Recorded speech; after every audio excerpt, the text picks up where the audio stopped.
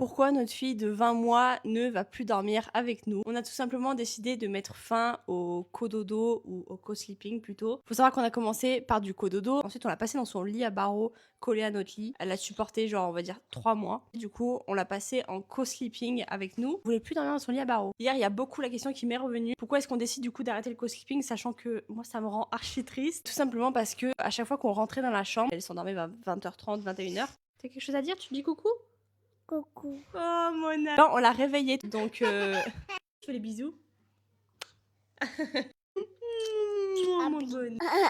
Mais arrête. J'ai décidé quand même, fallait pas être égoïste, c'était son sommeil en priorité et je pense que là vraiment c'était trop pour elle. Même si on faisait le moindre bruit, ça commençait à la réveiller, mais aussi et surtout parce que je suis enceinte, que maintenant bébé va prendre beaucoup de place et que je pense qu'il est temps qu'elle passe dans sa chambre. On a fait environ 2 mois d'adaptation en la faisant dormir pour ses siestes dans sa chambre et ça se passait super bien, elle dormait super bien. Là moi je suis juste épuisée par ma grossesse, j'ai besoin de dormir correctement. Aussi on a besoin de retrouver nos moments aussi à deux avec Roro. Ça fait je crois 11 mois qu'on n'a pas allumé la télé dans notre chambre. Et quand elle était tout bébé, c'était possible. Là, en fait, en grandissant, là, le sommeil est de plus en plus léger. Voilà pourquoi on la passe dans sa chambre. Pour l'instant, j'ai fait 2 nuits avec elle. Ça s'est super bien passé. Là, cette nuit, elle s'est réveillée en me disant tété tété. Une seule fois. Et la deuxième fois, elle m'a dit tété tété. Et elle s'est rendormie le temps que je sorte tété. Plus spécialement besoin de moi la nuit, en fait. C'est un peu à contre-cœur parce que j'aurais voulu continuer. Je respecte aussi son sommeil, c'est important. Je respecte aussi le mien. Ça veut pas dire que ce sera la dernière nuit parce qu'il y aura forcément des nuits cauchemars, il y aura des nuits malades, où elle aura bien évidemment toute sa place dans notre lit sans aucun problème. C'est aussi bien qu'elle ait son espace à elle. Ce soir, c'est vraiment sans moi. J'ai très peur de pas entendre la caméra.